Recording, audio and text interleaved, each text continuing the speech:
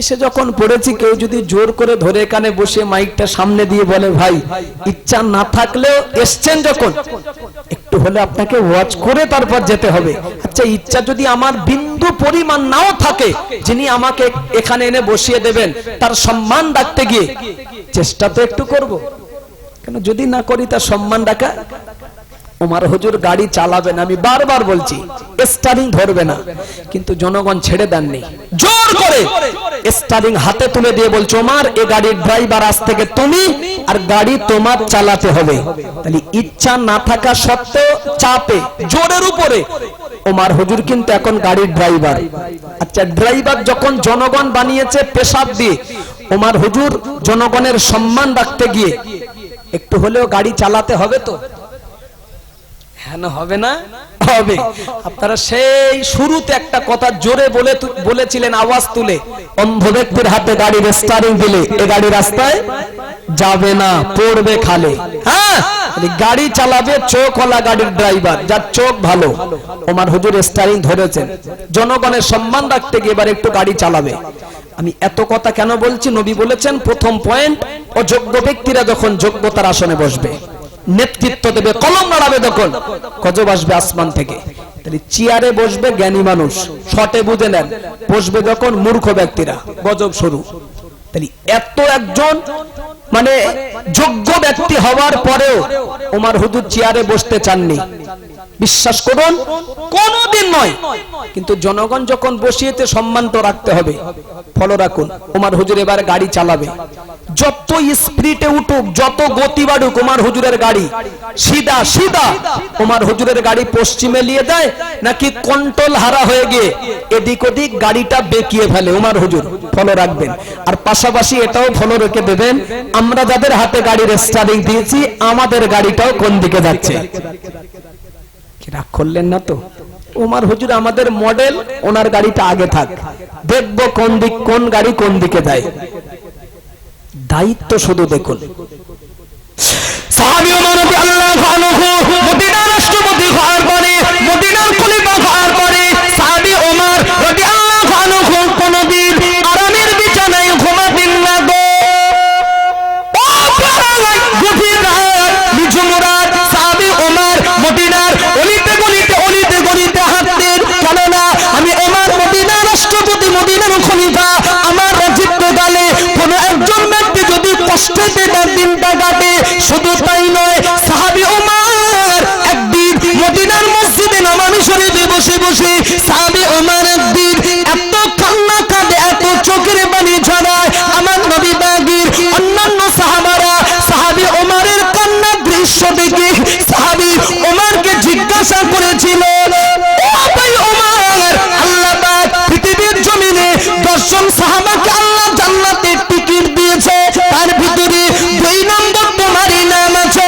ভাই ওমর, তুমি অবশ্যই পৃথিবীতে জান্নাতি, জান্নাতি, জান্নাতি। আর একটু জোরে হয় না? ও ভাই ওমর, যে ব্যক্তিটা হায়াতে জিন্দেগি বেঁচে থাকা অবস্থায় আল্লাহর তরফ থেকে যিনি জান্নাতের টিকিট পেয়ে গিয়েছে, ওই ব্যক্তিটার দুনিয়াতে এত কান্নার প্রয়োজন কিসের, এত চোখের পানি ঝরানোর প্রয়োজন কিসের? আপনার হাতেই তো রয়েছে দুনিয়াতে জান্নাতের টিকিট। সাহাবী ওমর রাদিয়াল্লাহু আনহু কাঁদতে কাঁদতে বলেছিলেন, না না, ও নবী পাকের সাহাবারা, ও আমার সাথীরা, সঙ্গীরা, আমি ওমর কেন কাঁদছি জানো? আমি ওমর, আমি মদিনার রাষ্ট্রপতি, মদিনার খলিফা, আমার রাজত্বকালে কোন একজন ব্যক্তি যদি কষ্টে তার দিনটা কাটে, শুধু তাই নয়, ফোরাত নদীর কূলে একটা কুকুরের বাচ্চা যদি না খেয়ে মারা যায়, ফোরাত নদীর কূলে একটা চতুষ্পদ জন্তু যদি অনাহারে মারা যায়, কিয়ামতের ময়দানে আল্লাহর আদালত থেকে রাষ্ট্রপতি ওমর কখনো রেহাই পাবে না।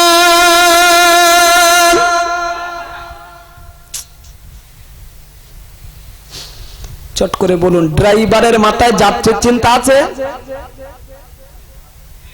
ভাইয়া আছে না? না থাকবে যখন গজব আসবে। ড্রাইভার হয়ে যদি যাত্রীর চিন্তা মাথা থেকে সরে যায়, আসমান থেকে খেলা শুরু। নেই বলবেন কি করে আপনি? মানুষের কথা বাদ দেন, জনগণের কথা ফেলে দেন। ওমর হুজুর কাঁদছেন আর ভাবছেন এই মনে করে যে আমার পিরিয়ডে আমার সময় ফোরাত নদীর কূলে একটা চতুষ্পদ জন্তু কুকুরের বাচ্চা যদি না খেয়ে মারা যায়, খোদার যন্ত্রণায় কি ভয়। ওমর হুজুর কাঁদছেন এই মনে করে, না জানি আল্লাহ শাহী দরবারে আমি ওমরকে জবাবদিহি করতে হবে, ধরা পড়তে হবে, তো দায়িত্ব পালন হচ্ছে কি হয় না, পাচ্ছি কি পারি না, এই মনে করে আমি ওমর তাহাজ্জুদের ওয়াক্তে ভয়েতে কাঁদছি। সুবহানাল্লাহ। আর একটু মহব্বতে বলে আমি শোনাতে পারি, আমার তো সময় শর্ট, শোনাতে পারি। যতক্ষণ ওমর হুজুর গাড়ির স্টিয়ারিং ধরে থাকবে, ড্রাইভার হিসেবে যতক্ষণ গাড়ি চালাবে, শোনাতে পারি আপনাকে, কিঞ্চিত থেকে কিঞ্চিত পরিমাণ গাড়ি এদিক ওদিক দেখবে না, দেখবে না, দেখবে না। গাড়ি সিধা চালিয়ে ওমর হুজুর পশ্চিমে নিয়ে যাবে একদম। তার কারণ একটাই, ওমর হুজুরের গাড়ি যে দেখবে না, পশ্চিমে যে যাবে, কারণ একটাই। কারণটি হলো ওমর রাদিয়াল্লাহু আনহু অন্ধ ড্রাইভার নন, চোখওয়ালা গাড়ির ড্রাইভার। জোরে বলুন না। তাহলে চোখওয়ালা গাড়ির ড্রাইভার হওয়ার পরে যদি স্টিয়ারিং ধরার আগে যদি ভয় পেয়ে যায়, তাহলে তোমার তো চোখ ক্লিয়ার নেই, তুমি তো চোখে বন্ধ, ড্রাইভার হওয়ার জন্য লাফাচ্ছ কেন? রাগ করলেন। আল্লাহ সাক্ষী, যতদিন রাষ্ট্রপতির আসনে ওমর হুজুর ছিলেন, আরামের ঘুমকে ওমর হুজুর জানতেন না। না, প্রতিনিয়ত প্রত্যেক দিন ওয়াক্তটা তাহাজ্জুদের গভীর রাতে মদিনার অলিতে গলিতে হাঁটতেন। কেন? হুজুরের উদ্দেশ্য একটাই, কার কি হালাত। সুবহানাল্লাহ, জোরে বলুন। কার কি হালাত, কে কোন সমস্যায়, কে কোন মুসিবতে। ৭১ রাষ্ট্রপতির ইতিহাস শোনাচ্ছি। রাস্তায় নেমে যেতেন গভীর রাতে, কোনো বডিগার্ড নেই, পুলিশ প্রশাসন নেই, কোনো দেহরক্ষী নেই, পাহারাদার নেই, কেউ নেই, একা। ওমর হুজুরের ভয়টা লাগে না? কথাটা বুঝতে পারেননি। রাষ্ট্রপতি রাতের আধারে যে নেমে জনগণের হালাতটা দেখতেন, আমি শোনাচ্ছি, কোনো বডিগার্ড নেই, পুলিশ প্রশাসন নেই, দেহরক্ষী নেই, পাহারাদার নেই, কেউ নেই, একা। রাষ্ট্রপতির ভয়টাই লাগে না? কি বলছেন ভাই? লাগে না কেন? মুরব্বী, আল্লাহ হায়াতে দারাজ করুন, ভয় লাগে না কেন বলুন তো? সাথে কে আছে? চিল্লা একবার বলেন, কে আছে সাথে? আল্লাহ আছে। আচ্ছা, ওই আল্লাহ আমার সাথে নেই? সবার সাথে আছে। হ্যাঁ, যে আল্লাহ ওমর হুজুরের সাথে ছিলেন আর আল্লাহ যার সাথে বিরাজমান, তার কোন দুনিয়ার বডিগার্ড লাগে কি? না, আল্লাহ সাথে রয়েছে, এই জন্য কোনো বডিগার্ড লাগেনি। ওই আল্লাহর সাহায্য, ওই আল্লাহ এখনো আপনার সাথে আছে, আমার সাথে আছে, আপনার কথা অনুযায়ী। তাই যদি হয়, এবার একটা সত্য কথা বলছি, রেগে যাবেন না তো? রেগে যাবেন না তো? যাক, আল্লাহ সবার সাথে বিরাজমান আমি বলেছি। তাই যদি হয়, আমি এত বড় নেতা, আমি দিনের বেলা রাস্তা চলতে গেলে ৬-৮টা গার্ড লাগে। আমি রাতের বেলার কথা বলিনি, দিনের বেলায়। কেন? আল্লাহ তো সবার সাথে, মানে আমি জানি এমন ধনা ধুনে রেখে যে রাস্তায় যদি একাবার হই আমার খবর আছে। আল্লাহর কসম খেয়ে বলছি, ইমানের ভাই মনে করে কালো দিলেতে আঘাত দেওয়ার নিয়েতে আমি বক্তব্য দেইনি, সত্য কথাটাই বলছি, রাগ করবেন কোথায়? একদিন হাঁটছে ওমর হুজুর, কি দায়িত্ব দেখুন। হাঁটতে হাঁটতে ওমর হুজুরের কানে মাসুম বাচ্চা, শিশু বাচ্চার একটা কান্নার আওয়াজ যেন ভেসে আসে। গভীর রাতে দাঁড়িয়ে গেলেন, আমার পিরিয়ড চলছে, এত রাত্রে বাচ্চাদের কান্নার আওয়াজ কেন? দাঁড়িয়ে গেলেন। সাহাবী ওমর রাদিয়াল্লাহু আনহু করে ওই ব্যক্তিটার ঘরে দরওয়াজার কাছাকাছি গিয়ে সাহাবী ওমর রাদিয়াল্লাহু আনহু সালাম দিলেন, আসসালামু আলাইকুম ইয়া আহলাল বাইত। ঘরের দরওয়াজা খুলে গেল। সাহাবী ওমর রাদিয়াল্লাহু আনহু নতুন করে দেখলেন ঘরের দরওয়াজা যেই না খোলা, ওই ঘরের ভিতরে ঘরের কিনারা আনায় দুটো মাসুম সন্তান দাঁড়িয়ে দাঁড়িয়ে দাঁড়িয়ে দাঁড়িয়ে কাঁদে। সাহাবী ওমর তিনি আরো লক্ষ্য করে দেখছে, এই ঘরের ভিতরে ঘরের আরেক কিনারায় একজন মহিলা উনানের উপরে একটা হাড়ি তুলে দিয়ে এই হাড়ির ভিতরে কি একটা জিনিস দিয়ে নাড়াচাড়া দিচ্ছে, রান্না বান্না করছে।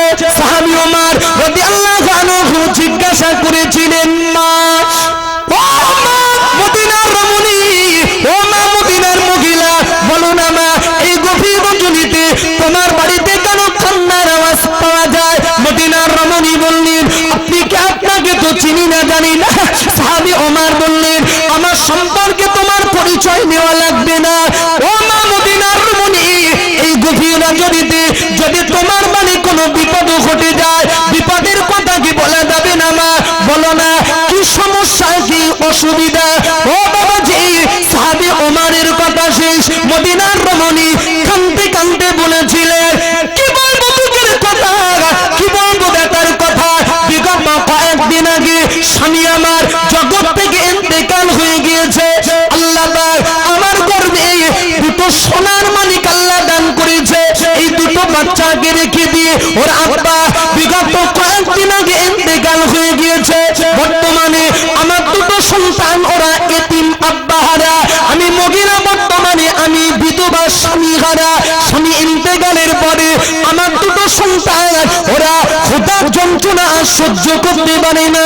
আমি ওদের জনম দুঃখিনী মা। ওরা আমার কাছে দুবেলা দুমুঠো দুটো আহারের জন্য দাবি করে, দুটো খাবারের জন্য প্রস্তাব রাখি। আমি ওদের জনম দুঃখিনী মা। আমার সন্তানদের মুখে দুবেলা দুমুঠো আমি ভালো করে আহার তুলে দিতে পারি না, খাদ্য ধরতে পারি না। যার কারণে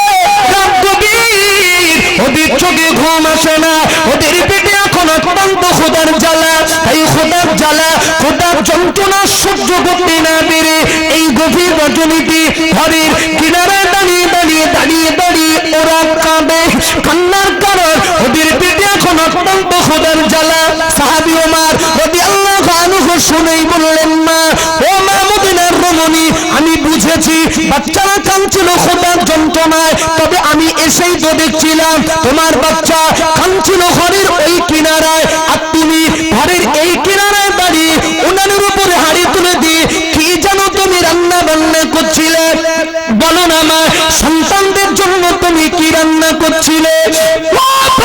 সাহাবী ওমরের কথা শেষ, মদিনার রমণীর কান্না আরো বেড়ে গেল। কি বলবো দুঃখের কথা, কি বলবো ব্যথার কথা।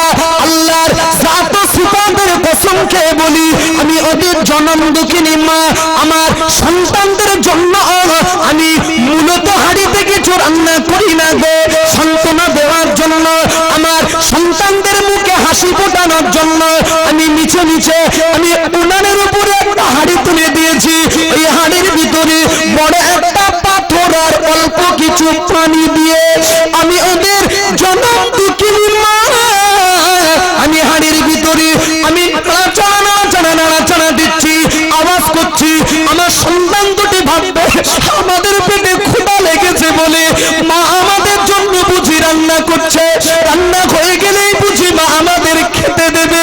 কিন্তু না, আল্লাহর জাত ও সিফাতের কসম, ওই হাড়িতে পানি আর পাথর ছাড়া অন্য কোনো জিনিস নাই। আমার বাচ্চারা ভাববে রান্না হয়ে গেলে আমাদের মা খেতে দেবে, কিন্তু আমি তো জানি পানি আর পাথর ছাড়া কিছু নাই। আমার বাচ্চারা যতক্ষণ ঘুমিয়ে না পড়বে আমার ততক্ষণ বাহানা ছলনা আমি চালিয়ে যাব। এই আপাতত ওদের চোখে ঘুম আসে না বলে আমি মা পানি আর পাথর নিয়ে আমি খেলাটা খেলছি। গভীর রাত গেলে ঘুমিয়ে গেলেই আমার বাহানা বন্ধ করে দেব। সাহাবী ওমর রাদিয়াল্লাহু আনহু শুনেই বললেন, মা ও মা মদিনার রমণী, তুমি একই কথা আমাকে শোনালি বলো না মা। আমি ওমর, আমি মদিনার রাষ্ট্রপতি, মদিনার খলিফা, আমার রাজত্ব কালে তোমার দুটো সন্তান এরা যদি ক্ষুধার যন্ত্রণায় মারা যেত, কিয়ামতের ময়দানে আল্লাহর আদালত থেকে আমি ওমর কখনো রেহাই পেতাম না মা। ও মা মদিনার রমণী, একটু কি সময় কি দেওয়া যাবে মা, ধৈর্য কি ধরা যাবে মা?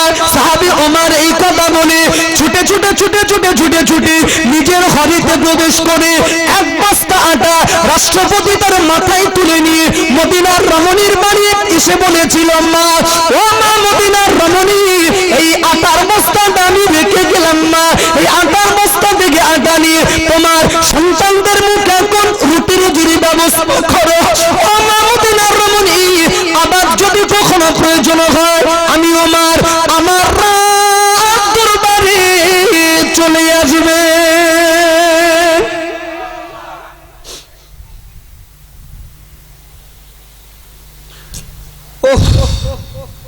চট করে বলুন, গাড়ি সিধা যাচ্ছে?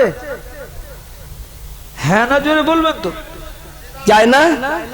ব্যাস, দেখবে যখন খোদার গজব আসবে। এই বক্তব্য যদি মাথায় নিয়ে যাই, আল্লাহ সাক্ষী ঘন্টা দিয়ে এখনো লাগবে, আর ধৈর্য থাকবে না ওই মাথা পর্যন্ত যেতে। আমি পয়েন্ট রেখেছিলাম কটা? মোহব্বত একবার বলেন কটা? 5টা। একটা পয়েন্টের উপর এখনো ওয়াজ চলছে। নবী বলেছেন অযোগ্য ব্যক্তিরা যখন যোগ্যতার আসনে বসবে, গজব আসমান থেকে। পেন থাকবে জ্ঞানী মানুষের হাতে, চেয়ারে বসবে জ্ঞানী মানুষ, গাড়ি চালাবে চোখওয়ালা গাড়ির ড্রাইভার, যার চোখ ভালো। এই একটা পয়েন্টের উপরে ওয়াজ করতে করতে যদি এই সময় যায়, আর বাকি কটা? তা আমি তো বলেছি 5 ঘন্টা লাগবে, ও ধৈর্য থাকবে না। এই বক্তব্য এই পর্যন্ত চেপে দিলাম। আল্লাহ সুমতি দিন, সঠিক বুঝ দিন, বলুন আমিন। জান করে নবীর শানে একবার দরুদ শরীফ পড়ে নিন। আল্লাহুম্মা জোরে জোরে সাল্লি আলা।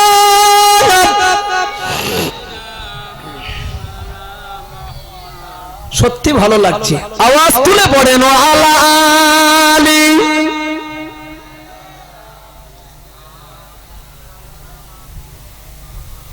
মায়ের দোয়া লগে মুমিন, মায়ের দোয়া মায়ের দোয়া লগে মুমিন, মায়ের দোয়া বিপদে পড়বে না তুমি যখন যেথায় যাও। কেউ সুবহানাল্লাহ বলে না? আরো জোরে বলে। মায়ের দোয়া থাকলে কি বিপদ হয় না? তা সুবহানাল্লাহ জোরে বলবেন কিন্তু।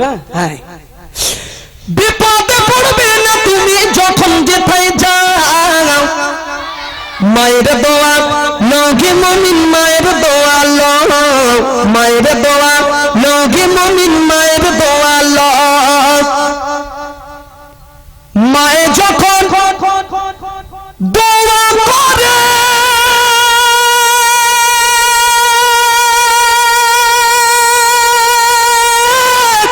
চলে যায় ওই আরশ পারে।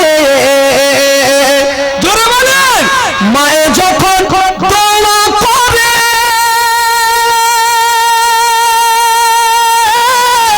চলে যায় ওই আরশ পারে, সাথে সাথে কবুল হয় ফল দেখিতে পাও। জোরে বলেন, জোরে বলেন, সাথে সাথে কবুল হয় ফল দেখিতে পাও। মায়ের দোয়া লগে মুমিন, মায়ের দোয়া মায়ের দোয়া লগে মুমিন, মায়ের দোয়া নিজে নিজে মনে করো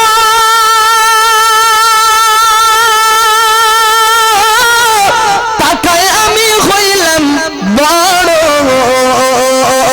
যার কারণে মৃত্যু মুখে বেঈমান হয়ে যাও, যার কারণে মৃত্যু মুখে বেঈমান হয়ে যাও। মায়ের দোয়া লগে মুমিন, মায়ের দোয়া মায়ের দোয়া লগে মুমিন, মায়ের দোয়া বিপদে পড়বে না তুমি যখন যেথায় যাও, বিপদে পড়বে না তুমি যখন যেথায় যাও। মায়ের দোয়া লগে মুমিন, মায়ের দোয়া মায়ের দোয়া লগে মুমিন, মায়ের দোয়া আল্লাহুম্মা জোরে জোরে সাল্লি আলা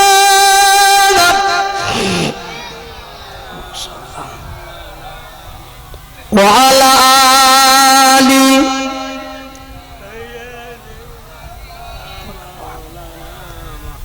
আপনাদের জুলুম করছি না তো? প্রেসার হচ্ছে না তো? আছে ধৈর্য ইনশাআল্লাহ? নারাই তাকবীর। সেই আওয়াজ উঠলে বুঝে যাব নারাই তাকবীর। মাশাআল্লাহ, কি ধৈর্য দেখেন। নারাই তাকবীর, নারাই তাকবীর। একটা ওয়াজ শোনাবে এবারে, বাদ দেন, 4টে পয়েন্ট আল্লাহ হায়াতে রাখলে পরে হবে। একটা ওয়াজ শোনাই। রাসূলুল্লাহ চাচা হযরত আব্দুল্লাহ ইবনে আব্বাস রাদিয়াল্লাহু আনহু, নবী পাকের চাচা। আমাদের এই ওয়াজটা যদি না শুনে যান আপনার লস হবে, আমি বলছি লস হবে। খুব কষ্ট করে যখন বসে আছেন তাহাজ্জুদের ওয়াক্ত প্রায় দেখতে দেখতে এই ওয়াজটা শুনে বাড়ি যাবেন। নবী পাকের চাচা হযরত আব্দুল্লাহ ইবনে আব্বাস, নবী পাকের সাহাবী যেমন, আবার ওই আব্দুল্লাহ ইবনে আব্বাস আমার নবী পাকের চাচা, নিজের চাচা, যার মাজার শরীফটা দেখলাম তায়েফের ময়দানে পাশেই, প্রাচীর দেওয়া, ঘেরা আছে, ভিতরে ঢোকা যায় না, সরকারি ভাবে নিষেধ, বাউন্ডারি বাইরে থেকে একটু জিয়ারত করতে হয়। তো আব্দুল্লাহ ইবনে আব্বাস নবীর সাহাবী যেমন, আবার শোনাচ্ছি উনি রাসূলুল্লাহ চাচা। একদিন আব্দুল্লাহ ইবনে আব্বাস আমার নবী পাকের সামনে এসে দাঁড়িয়ে বলছে, জানো মুহাম্মদ সাল্লাল্লাহু আলাইহি ওয়াসাল্লাম, তুমি যখন বাচ্চা শিশু ছিলে, ছোট্ট ছিলে, আমি তোমার চাচা, কোন এক রাতে তোমাকে দেখার জন্য আমার মনটা অস্থির হয়ে যাচ্ছিল। ইবনে আব্বাস বলছে, নবীর চাচা বলছে, ভাতিজার চেহারা দেখবে বলে চাচার মানে খুব কষ্ট হচ্ছিল, কলিজা ফেটে যাচ্ছিল। আব্দুল্লাহ ইবনে আব্বাস বলছে, এত জ্বালা ধরেছে, চাঁদ বুকটা দেখবো বলে থাকতে পারেনি। যে রাতেই মনে পড়েছে ওই রাত্রেবেলা কলিজায় টান দিয়েছে, দৌড়ে গিয়েছে তোমার বাড়িতে নূরানি চেহারাটা দেখবো বলে দৌড়ে গেছে। জানো বাবা, যে রাত্রেবেলা গিয়েছিলাম রাতটা ছিল জ্যোৎস্নার রাত। কিসের রাত? দেখবেন লাইট ছাড়া, চাঁদের আলো, পরিষ্কার দেখা যায় না, রাস্তাঘাট লাইট লাগে না, চাঁদের আলোতে পরিষ্কার দেখা যায়। বাবা, দেখতে যাওয়ার রাতটা জ্যোৎস্নার রাত ছিল, গিয়েছে তোমাকে তোমার বাড়িতে দেখতে। কিন্তু আশ্চর্য ব্যাপার এটাই, আমি গিয়েছি ওই রাতে তোমাকে দেখতে, গিয়ে দেখছি তুমি দোলনায় শুয়ে আছো এবং জেগে আছো, ঘুমাওনি। লক্ষ্য করে দেখি দোলনার পাশেই তোমার মা ঘুমিয়ে, আর কেউ নেই, ঘরের ভিতরে কেউ নেই, মা ঘুমিয়ে আছে, তুমি দোলনায় শুয়ে আছো এবং জেগে আছো, আর কেউ নেই। আমি তোমার চাচা জ্যোৎস্নার রাতে চামড়া চোখে ঘরের আড়ালে দাঁড়িয়ে আমি দেখছি কেউ তো ঘরে নেই, মা ঘুমিয়ে, তুমি দোলনায় জেগে, কিন্তু দেখছি তোমার দোলনাটা অটোমেটিক আপনা আপনি যেন দুলছে। ব্রেক মারবেন না, ব্রেক মারবেন না, জোরে বলুন, জোরে বলুন, জোরে বলুন। বাবা, দোলনা তো দুলছে, আমি তো দেখছি দোলনা দুলছে, এটাও দেখছি তুমি খেলছো, বাচ্চারা যেমন খেলে তুমিও খেলছো একা, কিন্তু ঘরে কেউ নেই, দোলনা দুলছে আমি দেখছি, আবার দেখছি তুমি খেলছো, বাচ্চারা যেমন খেলে হাত নাড়াচাড়া করে তুমিও করছো। জানো বাবা, আশ্চর্যের ব্যাপার ওটাই ছিল যে খেলা করতে করতে শিশু হালাতে দোলনায় শুয়ে শুয়ে আমি দেখেছি তোমার হাতের শাহাদাত আঙ্গুল দুটো যেদিকেই যাচ্ছিল খেলা করতে করতে, আমি তোমার চাচা দেখছিলাম আকাশের চাঁদও সেদিকে হেলছিল। নারে তাকবীর! আমার জীবনের বড় আশা, ইবনে আব্বাস বলছে আমার জীবনের বড় আশা সেদিনের ব্যাপারটাকে একটু তোমার কাছে জানবো, শুনবো, সুযোগ হয়নি, সময় পাইনি। এতদিন পরে আল্লাহ সুযোগ মিলিয়ে দিয়েছে যখন, সেদিনের ব্যাপারটাকে একটু আমাকে বলবে বাবা। ঘরে তো কেউ ছিল না, মা ঘুমিয়ে, তুমি দোলনায় জেগে, আপনা আপনি দোলনা দোল খাচ্ছিল, যদিও দোলনা দোলে আঙুল যেদিকে যাচ্ছে আকাশের চাঁদও সেদিকে হেলছে। ব্যাপারটা কি আজকে তোমাকে বলা লাগবে। এখন চাচা ভাতিজাকে খুব জড়িয়ে ধরেছেন, বিষয়টা জানবে, বুঝে নিন আগে। যে টাইমে ভাতিজাকে নবী চাচা জড়িয়ে ধরেছেন ব্যাপারটা জানার জন্য, আমার নবী কিন্তু তখন বাচ্চা নেই, শিশু নেই, বয়স কত জানেন? 40 ওভার।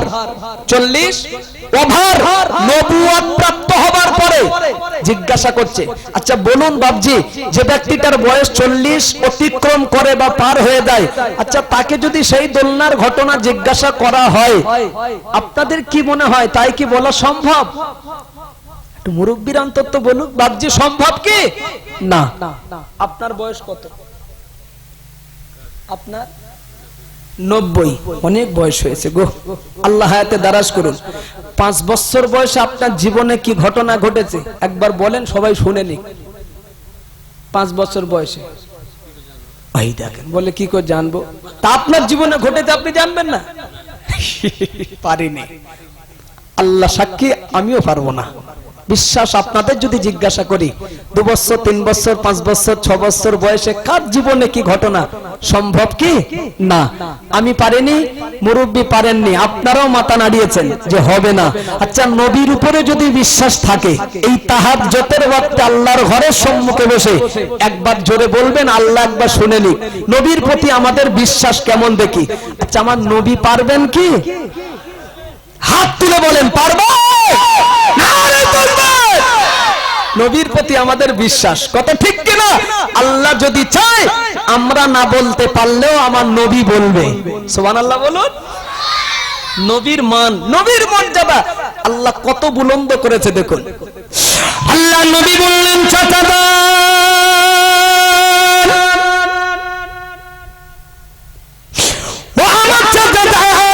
আমি নবী মুহাম্মদ সাল্লাল্লাহু আলাইহি ওয়াসাল্লাম আমি যখন মায়ের গর্ভে আমার আব্বা দুনিয়া থেকে বিদায় নিয়েছে, ইন্তেকাল হয়ে গিয়েছে, আমার আব্বা দুনিয়া থেকে বিদায় নেওয়ার পরে আমার আম্মাকে রাখার জন্য আমার চাচারা আবু কুবাইস নামক পাহাড়ের পাদদেশে আমার আম্মাকে রাখার জন্য ছোট্ট একটি কুটির ঘর তারা বেঁধে দিয়েছিল।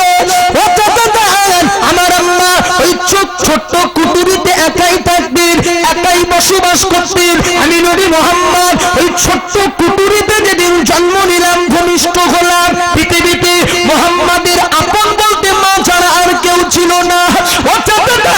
আমি নবী মুহাম্মদ সারাদিন আমার আম্মা আমাকে নিয়ে সংসারের কাজ করে হাড় খাটুনি কেটে সন্ধ্যা যখন ঘুমিয়ে আসতো চাচা, আমি নবী মুহাম্মদ আমাকে দোলনায় শুয়ে দিয়ে আমার মায়ের শরীরটা ক্লান্ত হয়ে যেত বলে দোলনার পাশেই ঘুমিয়ে যেতেন। নিদ্রার ভিতরে আমার মা ঢলে পড়তেন। আমি নবী মুহাম্মদ আমি বড় একা একা একা হয়ে যেতাম। মা আমার ঘুমিয়ে, আমি নবী মুহাম্মদ দোলনায় জেগে, তাহলে মুহাম্মাদের দোলনাটা দুলিয়ে দেবে কে? মা ঘুমিয়ে থাকতে বলে আমি নবী মুহাম্মদ দোলনায় জেগে থাকতাম বলে আল্লাহ পাক মুহাম্মাদের দোলনাটা দুলিয়ে দেওয়ার জন্য একটা ফারিস্তা নিয়োজিত রেখেছিলেন। নারে তাকবীর! আপনি যে দেখতেন চাচা মা ঘুমিয়ে ঘরে আর কেউ নেই, কিন্তু মুহাম্মদ সাল্লাল্লাহু আলাইহি ওয়াসাল্লামের দোলনা দুলতো, কেউ দুলিয়ে দিত না চাচা। শিশু হালাতে যখনই আমি একা দোলনায় থাকতাম, আল্লাহর ওই নিয়োজিত ফারিস্তা উনি এসে মুহাম্মদ সাল্লাল্লাহু আলাইহি ওয়াসাল্লামের দোলনা ওই মালাইকা ফারিস্তাই দুলিয়ে দিয়ে যেতেন। বুঝলাম, এটা তো বুঝিনি।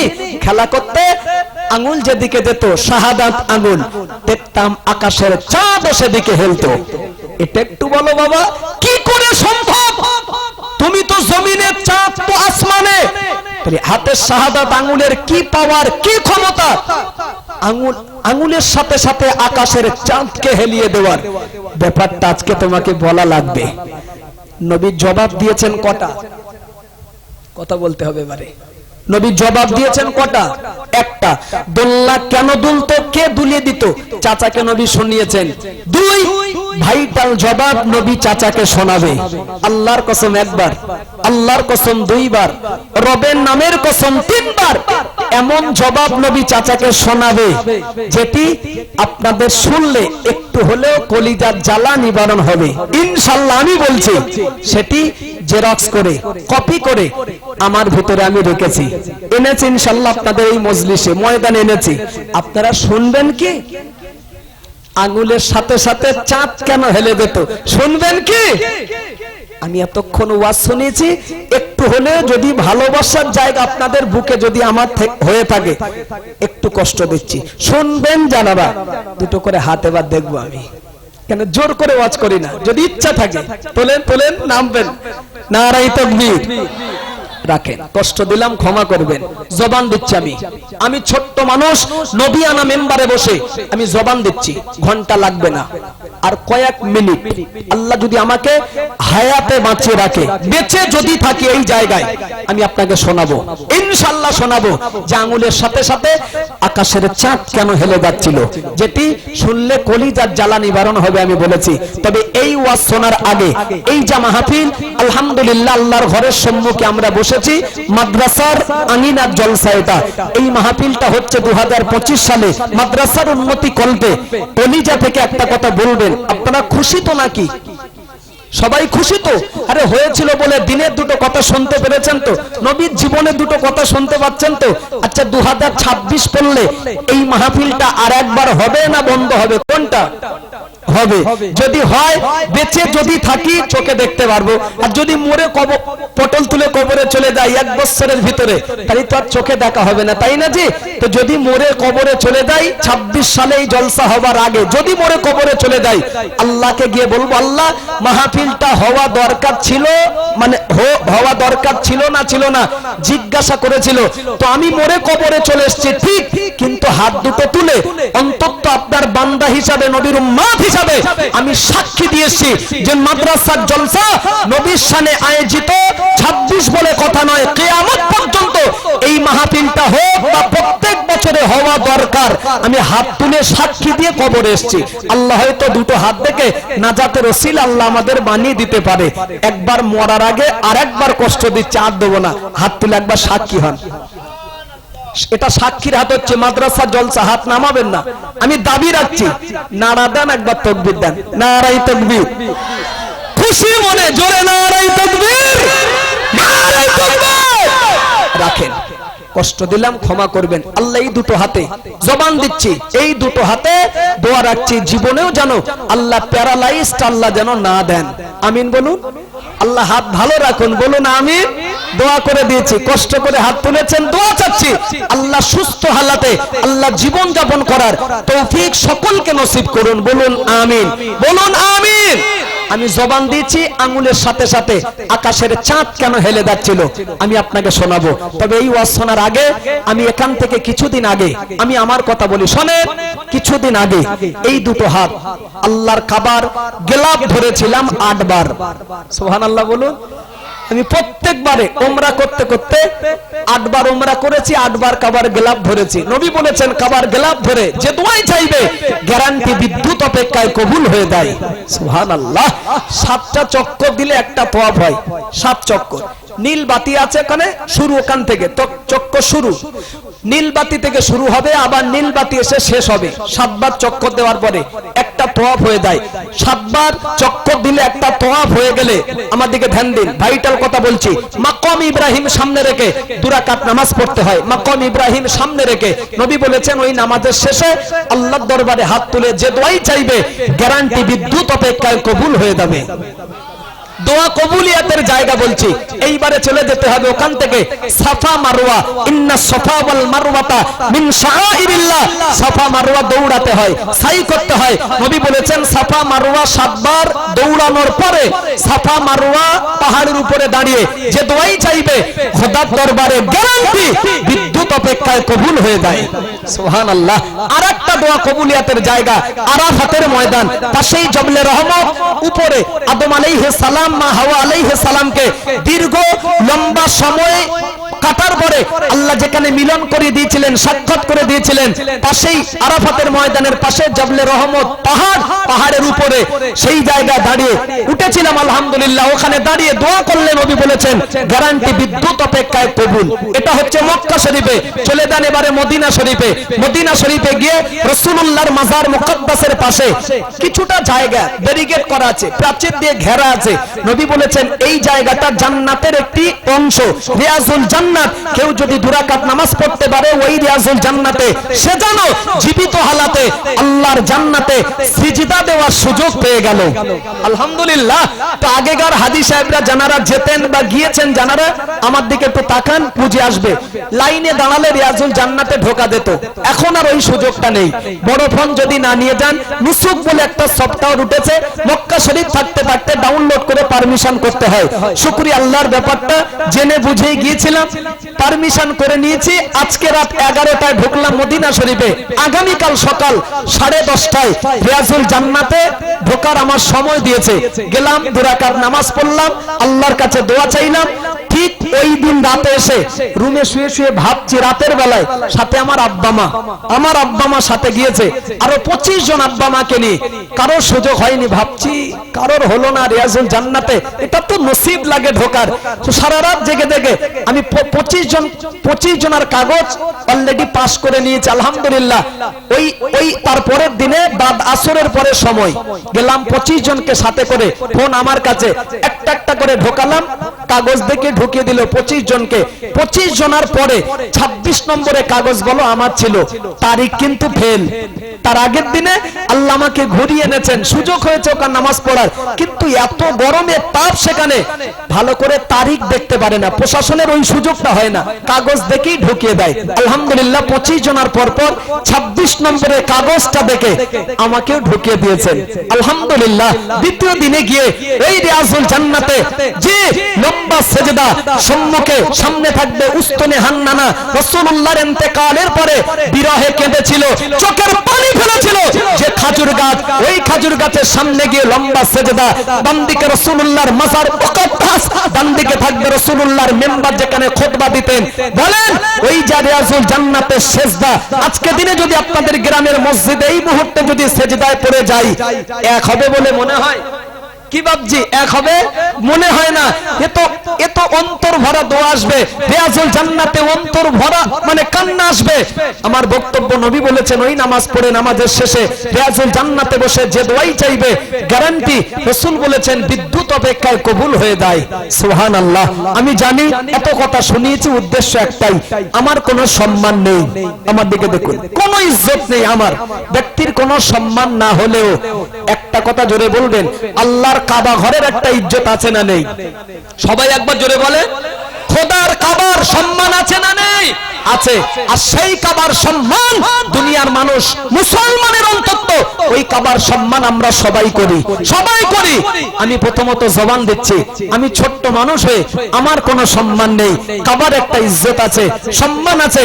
আমি সদ্যজাত কাবা ঘর থেকে এসে আমি জবান দিচ্ছি এই দুটো হাত দিয়ে, আমি প্রথমত আপনার জন্য হাত তুলে আল্লাহর কাছে দোয়া চাইবো। কি দোয়া? আল্লাহ জীবনে একবার মদিনায় নিয়ে যাবেন, আমিন বলুন।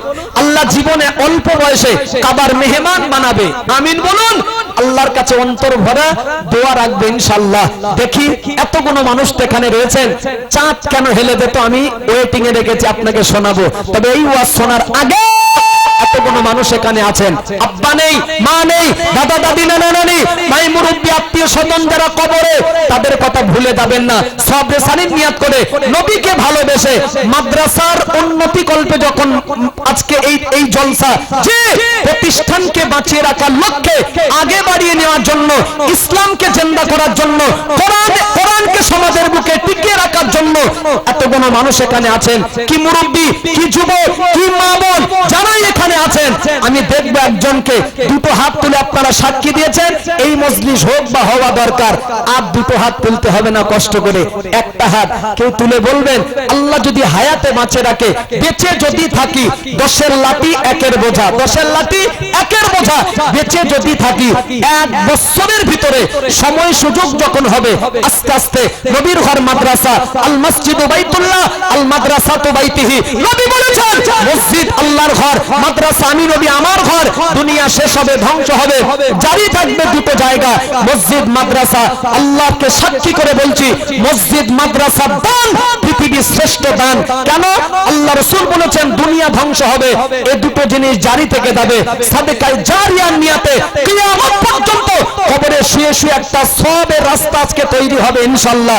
একজনকে হাত তুলে বলবেন কাবার গেলাপ ধরা হাত দিয়ে আমি আপনার জন্য দোয়া চাইবো। কি মুরব্বি, কি যুবক, বড় আশাবাদী, কাবার সম্মান একজনকে রাখে, আজকে দেখবো আপনাদের গ্রামে একজনকে হাত তুলে বলেন মাদ্রাসার উন্নতি কল্পে যখন জলসা ইনশাআল্লাহ সময় সুযোগ যখন হবে, বেঁচে যদি থাকি, কোরআনের ভালোবাসায়, কোরআনের মহব্বতে বলছি ইনশাআল্লাহ 10,000 টাকা একজনকে দেবেন। আপনি যদি একটা ভালো মনের মানুষ হন তাহলে ভিডিওতে একটি লাইক এন্ড চ্যানেলটিকে সাবস্ক্রাইব করুন। আর হ্যাঁ বন্ধুরা, আমি এটা বলি যে সাবস্ক্রাইব করতে কোনো টাকা লাগে না, তাই কিপটামো না করে একটা লাইক এবং একটা সাবস্ক্রাইব করে দাও।